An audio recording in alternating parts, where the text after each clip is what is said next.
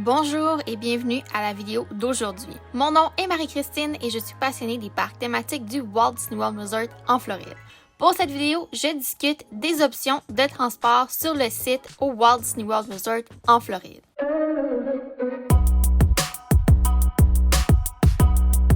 Puisqu'il y a beaucoup d'éléments à discussion, cette vidéo sera divisée en deux parties. Alors, pour la partie 1 de la vidéo d'aujourd'hui, je vais expliquer les informations de base du transport à Disney World. Je vais également parler des heures d'opération et comment planifier notre temps de déplacement. Je vais également commencer à parler des options disponibles et pour cette vidéo, je vais m'attarder au monorail, au ferry, au bateau, au Skyliner et à la minivan. Pour la partie 2, je vais expliquer en détail le réseau d'autobus à Disney World. Également, je vais parler du temps estimé pour chaque hôtel et les mobilités réduites pour utiliser les transports. Je vais également inclure quelques recommandations et répondre à quelques questions. Alors, sans plus tarder, débutons la vidéo avec quelques explications de base. Donc, les transports à Disney World sont gratuits, que vous restiez dans un hôtel de Disney ou non.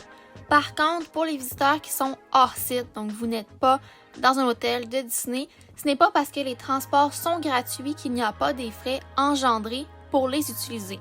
Je vous donne un exemple. Vous pouvez avoir besoin de débourser les frais de stationnement pour vous stationner à Hollywood Studios pour ensuite utiliser le Skyliner. Alors pour une journée où est-ce que vous n'aviez pas de billet de parc et vous voulez explorer Disney World, si vous voulez essayer les transports, il y a l'option d'aller à un parc thématique, se stationner, débourser 25$ et utiliser les transports. Sinon, on a l'option d'avoir une réservation de restaurant table service à un hôtel, s'y rendre en voiture et on a 2 à 3 heures de disponible à cet hôtel où est-ce qu'on peut laisser la voiture et se promener, par exemple, faire une loupe de monorail à Magic Kingdom. Mais ce n'est pas vraiment recommandé d'aller visiter un hôtel sans réservation de restaurant puisque la plupart d'entre eux vous refuseront l'entrée. Discutons maintenant des heures d'opération des transports. Alors, les transports débutent en moyenne 45 minutes avant l'ouverture du parc thématique. Donc, si vous allez à Animal Kingdom et que le parc ouvre à 7h30, le transport débutera 45 minutes avant l'ouverture d'Animal Kingdom et c'est la même chose pour tous les autres parcs qui ouvrent normalement à des heures différentes le matin. Tous les moyens de transport, sauf les autobus, débuteront précisément 45 minutes avant l'ouverture du parc. Ça veut dire que le Skyliner, le monorail, les bateaux et tout ça, ça débute vraiment 45 minutes. Pour ce qui est des autobus, elles sont généralement disponibles avant le temps estimé de Disney, des fois 1 heure à 1h30 avant l'ouverture du parc, mais ce n'est pas écrit et officiel sur le site de Disney World. Tout ce qui est transport au parc thématique termineront 1 heure après la fermeture du parc. Normalement, on ne laisse pas de visiteurs au parc thématique sans qu'ils retournent à leurs hôtels. Alors, si vous êtes tout près de la fin de l'heure suivie du parc thématique, ils vont vous accommoder pour vous ramener à votre hôtel, mais essayez de respecter les heures d'opération. Pour ce qui est de Disney Springs, le transport débute également environ 45 minutes avant son ouverture et il est disponible jusqu'à 23h le soir. Pour ce qui est du transport de Disney Springs, il est plus ou moins efficace. Alors, il faut prévoir plus de temps de déplacement. Il n'y a pas autant de bus que pour les parcs thématiques. Alors, si on est pressé dans le temps, c'est peut-être bien de commander un Uber lorsqu'on revient de Disney Springs pour arriver plus rapidement à notre hôtel pour environ 15$ et le type additionnel. Discutons maintenant de la planification du temps de déplacement pour utiliser les transports. Alors, Disney recommande de planifier 60 à 90 minutes pour le déplacement d'un endroit à l'autre. Ceci inclut le temps afin d'attendre le prochain véhicule, donc il faut avoir plus de temps que prévu au cas où qu'il y ait des imprévus. Je dirais que normalement, on peut se déplacer environ en 30 minutes à Disney World. Par exemple, il pourrait y avoir un moment où est-ce qu'une bus n'arrive pas puisqu'elle est en bris mécanique ou quoi que ce soit. Donc, c'est mieux de planifier plus de temps que pas assez et d'arriver en retard. Alors, discutons maintenant des options disponibles de transport. Donc, sur le site web de Disney World, il y a beaucoup d'informations sur les transports. Par exemple, elles ne sont pas toutes complètes, alors je vais partager des éléments que vous ne trouverez pas très facilement sur le site web. Je vais débuter par vous montrer une carte de Disney World pour vous montrer que tout est très espacé, donc ça semble quand même près tout ce qui est à Disney World. Par contre, l'intégralité de Disney World est grand comme 2 îles de Manhattan, donc 2 îles de New York. Alors on ne peut pas marcher d'un endroit à l'autre, il faut utiliser le transport en commun ou bien s'il y a des endroits dédiés pour les piétons, on peut les utiliser. Alors je vais débuter avec une explication du monorail. Donc, on a quelques lignes de monorail disponibles, dont celle des hôtels de Magic Kingdom, la ligne Express qui est du stationnement de Magic Kingdom vers le parc Magic Kingdom et la ligne de Epcot, donc du stationnement de Magic Kingdom vers Epcot. Donc, je vais vous montrer une carte. Alors, on a plusieurs éléments. Je vais y aller dans le sens d'une horloge. Donc, je débute avec Magic Kingdom qui est au haut. À la droite, on a l'hôtel contemporain et au bas, on a le Transportation and Ticket Center, aussi appelé le TTC, et c'est là le stationnement de Magic Kingdom. Si vous arrivez en voiture à Magic Kingdom, vous allez vous stationner ici, même si vous êtes dans un hôtel de Disney, c'est le stationnement pour tous les visiteurs qui vont à Magic Kingdom. Ensuite, nous avons l'hôtel Polynesian et suivi du Grand Floridian. Alors, je vais débuter avec le monorail du secteur hôtelier. Donc, je vous ai mis une carte avec différents points. Alors, il y a plusieurs arrêts. Alors, c'est pour les hôtels du secteur de Magic Kingdom. Donc, le premier arrêt, j'ai mis Magic Kingdom, mais ensuite, on se dirige au contemporain, au Transportation and Ticket Center. C'est là qu'on débarque si on veut aller à Epcot. Donc, on va prendre le monorail Epcot ici. Pour ce qui est par la suite, on arrête au Polynesian, ensuite au Grand Floridian et on arrive à Magic Kingdom. Et le temps de transport pour le cercle au total est d'environ 15 à 20 minutes, tout dépendant du temps des arrêts pour l'embarquement et le débarquement. Ensuite, il y a la ligne express de monorail. Donc, c'est pour les visiteurs qui se stationnent à Magic Kingdom et qui arrivent, par exemple, en Uber, Lyft, taxi ou autre moyen de transport. Et c'est également là qu'on peut prendre le monorail vers Epcot. Donc, on prend le monorail de la ligne des hôtels ou express. Il y a un arrêt au Transportation and Ticket Center. Donc, c'est environ 10 minutes de trajet et les 2 arrêts sont le stationnement de Magic Kingdom et le parc Magic Kingdom. Ensuite, je vais juste vous montrer une carte pour vous montrer la distance entre Magic Kingdom et Epcot. Donc, c'est assez éloigné et ensuite, je vais discuter de la ligne monorail de Epcot. Donc, je vous ai parlé du Transportation and Ticket Center. Donc, pour aller à Epcot, il faut prendre vraiment la ligne Epcot. Donc, si vous arrivez de Magic Kingdom et vous voulez transférer à Epcot, il faut sortir du monorail Magic Kingdom pour aller dans le monorail Epcot. Lorsque vous arrivez à Epcot, la station est à l'avant du parc, donc vous êtes à 2 pas de l'entrée. L'autre élément que je veux discuter lorsque vous arrivez à Epcot est que vous allez compléter le grand cercle avant de pouvoir sortir. Vous allez voir des vues d'ensemble du parc thématique, c'est super beau et une très belle activité que j'apprécie énormément. Donc, faites-vous-en pas, quand vous arrivez à Epcot, vous allez dépasser Spaceship Earth, vous faites la loupe et ensuite vous arrivez. Donc, le monorail de la ligne Epcot, on a l'arrêt Epcot et il se dirige au stationnement de Magic Kingdom. Si vous partez de Epcot et vous voulez aller à Magic Kingdom, au TTC, on va devoir débarquer et transférer vers la ligne de Magic Kingdom par la suite. Donc, le temps de transport, c'est 15 minutes par aller et 30 minutes aller-retour avec la ligne Epcot du monorail. Donc, je vais poursuivre avec le moyen de transport, le ferry. Donc, c'est un bateau assez large. Alors, il y en a seulement un. Il est à Magic Kingdom. C'est le seul endroit qu'on peut prendre le ferry et il y a 3 bateaux au total. Donc, c'est pour les visiteurs qui utilisent le stationnement de Magic Kingdom. Donc, ils arrivent en Uber, Lyft, taxi, autres ou leur voiture. Et c'est également pour les visiteurs qui veulent transférer à Epcot. Donc, vous pouvez prendre le ferry de Magic Kingdom et ensuite prendre le monorail pour se rendre à Epcot. Donc, il est en opération environ 45 minutes avant l'ouverture et après la fermeture du parc. C'est un trajet d'environ 10 minutes. Ensuite, je vais discuter du bateau à Disney World, il y en a plusieurs. Donc, il y en a un disponible pour Magic Kingdom, Epcot, Hollywood Studios et Disney Springs. Donc, il n'y a aucun bateau qui se dirige à Animal Kingdom. On a une ligne de bateau qui est pour les hôtels de Magic Kingdom. On a également un secteur de bateau pour le camping Fort Wilderness et le Wilderness Lodge. On a également un bateau pour les hôtels du secteur Epcot. Il y a un bateau à l'intérieur de Epcot pour le World Showcase et il y a également des bateaux pour les hôtels du secteur Disney Springs et c'est à un intervalle de 15 à 30 minutes environ. Alors, je vais débuter avec le bateau des hôtels de Magic Kingdom. Donc, c'est le moyen de transport le plus rapide pour arriver au Grand Floridian de Magic Kingdom. Donc, si vous êtes à Magic Kingdom et vous allez directement au Grand Floridian, c'est le premier arrêt des hôtels. Alors, ça peut être très avantageux. Par contre, si vous êtes au Grand Floridian et vous voulez aller à Magic Kingdom, je conseille de prendre le monorail puisque vous embarquez dans le monorail et le prochain arrêt et Magic Kingdom. Donc, c'est environ 15 minutes le trajet de bateau au total. On débute à Magic Kingdom, on va au Grand Floridian, au Polynesian, on retourne à Magic Kingdom et la loupe continue sans arrêt.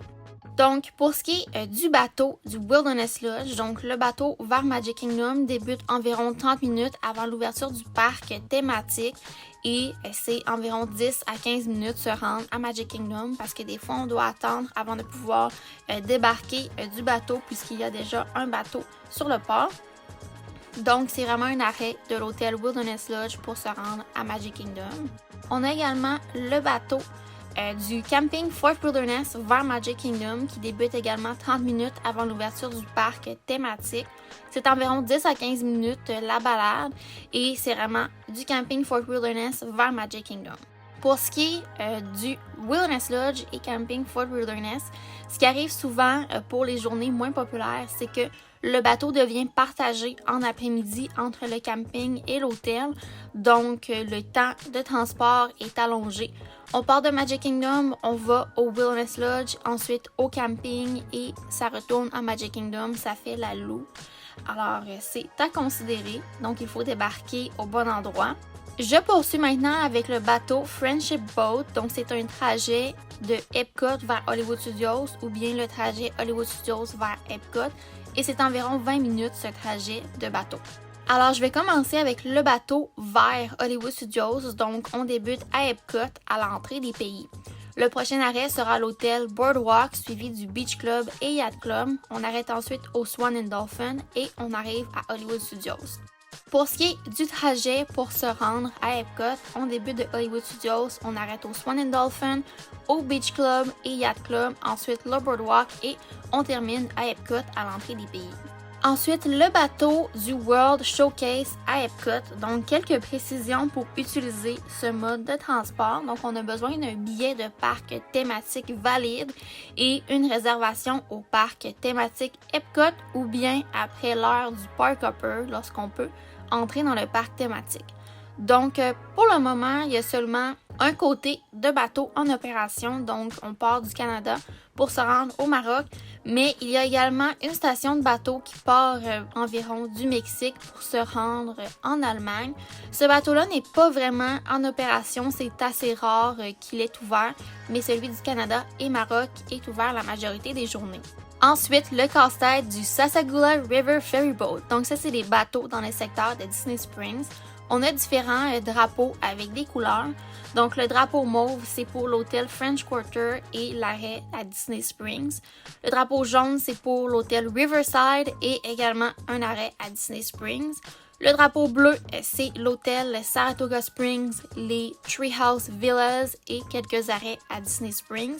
Le drapeau rouge est vraiment un déplacement d'un arrêt à Disney Springs à un autre arrêt à Disney Springs. Par contre, il n'est pas toujours disponible et c'est très rare qu'il est en opération.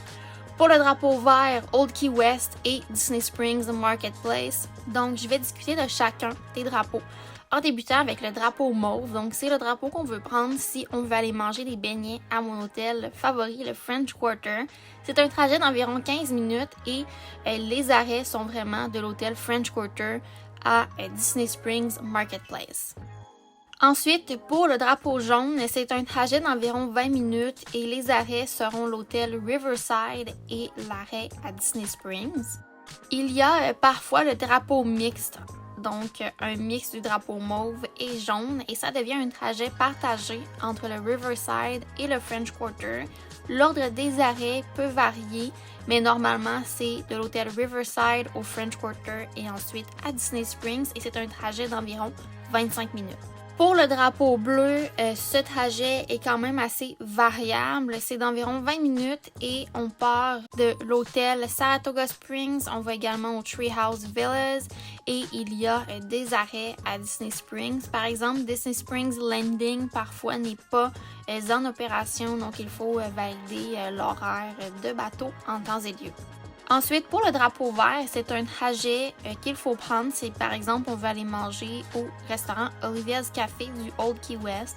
C'est environ 20 minutes ce bateau-là et on part de l'hôtel Old Key West et on se dirige à Disney Springs. Par contre, pour ce qui est de l'arrêt à Disney Springs, ça peut varier tout dépendant quel arrêt est disponible en journée.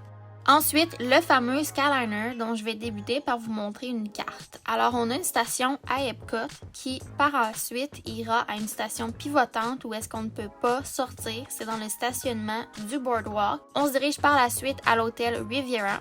Il est possible de débarquer ici si nous restons, par exemple, au Riviera ou bien les bâtiments dans l'hôtel Caribbean Beach qui ne sont pas trop loin. Ensuite, on se rend à la station centrale du Skyliner qui est au Disney's Caribbean Beach Resort. Et de cette station, on peut se rendre à Hollywood ou bien à l'hôtel Art of Animation et Pop Century qui partagent entre eux une station qui est sur un pont, donc entre les deux hôtels. Alors, je vais débuter pour les personnes qui restent au Pop Century ou au Art of Animation. Donc, le Skyliner ouvre normalement 30 à 45 minutes avant le Early Entry. Le trajet vers Hollywood est d'environ 15 minutes et le trajet vers Epcot est d'environ 20 minutes. Ceci inclut également le temps qu'il faut attendre en file lorsque l'on transfère à la station du Caribbean Beach pour notre trajet final. Donc, on débute au point 1 qui est la station Pop Century et Art of Animation. On doit se rendre à la station du Caribbean Beach et là, on n'a pas le choix de débarquer. On choisit entre le trajet de Hollywood Studios ou Epcot et on se rend à notre destination finale. Ensuite, petite explication du Skyliner si vous restez au Caribbean Beach Resort. Alors, également, le Skyliner ouvre environ 30 à 45 minutes avant le début du Early Entry. Les visiteurs de la section Aruba peuvent prendre le Skyliner au Riviera si c'est plus rapide pour eux. Pour ce qui est de Hollywood Studios, ça prend environ 7 minutes et Epcot 15 minutes. Ceci comprend le temps qu'il faut attendre pour embarquer dans une cabine. Alors, le matin, des fois, il y a une file quand même assez longue à la station du Caribbean Beach, mais c'est quand même assez efficace. Donc, si vous êtes à l'hôtel Caribbean Beach, il faut marcher jusqu'à la station centrale du Skyliner ou bien celle du Riviera. Et on choisit entre le trajet d'Hollywood Studios ou Epcot. Ensuite, je vais expliquer le Skyliner pour les personnes qui restent à l'hôtel Riviera. Donc, également, le Skyliner ouvre 30 à 45 minutes avant le début du Early Entry. Ça prend environ 12 minutes pour se rendre à Hollywood Studios puisqu'on doit transférer à la station du Caribbean Beach et environ 8 minutes vers Epcot. Donc, on arrive à la station du Riviera qui est la numéro 1. On choisit entre le trajet Hollywood Studios et Epcot. Si nous allons à Hollywood Studios, on doit sortir à la station du Caribbean Beach et transférer par la suite. Ensuite, je vais vous présenter les minivans à Disney World. Donc, nous sommes déposés à la station d'autobus dans les parcs thématiques. Alors, ça peut être très stratégique d'utiliser une minivan si nous allons à Magic Kingdom comparativement à un Uber, un Lyft ou un taxi. C'est les personnes qui utiliseront Uber, Lyft ou un taxi seront déposées au stationnement de Magic Kingdom et devront par la suite utiliser soit le monorail, le ferry pour se rendre à Magic Kingdom. Donc, c'est plus ou moins efficace de cette manière. Pour ce qui est de la minivan, on est déposé à l'arrêt d'autobus et celui-ci est vraiment tout près de Magic Kingdom. Il y a également l'option du transport adapté avec minivan, donc il y a une van possible pour les personnes avec des mobilités réduites en chaise roulante. Il y a également 2 sièges pour enfants qui sont disponibles par véhicule et on peut commander notre minivan avec l'application Lyft seulement. Donc, si tu veux en savoir plus sur mon expérience avec l'utilisation d'une minivan, je vais laisser dans la description et l'œil en haut un lien vers cette vidéo. Alors, c'est tout pour cette première partie des transports à Disney World. Je te rappelle que la deuxième partie aura l'explication intégrale des autobus à Disney World ainsi que le temps estimé de chaque hôtel pour se diriger au parc thématique. Il y aura également une section sur les mobilités réduites ainsi que mes recommandations et des réponses à quelques questions.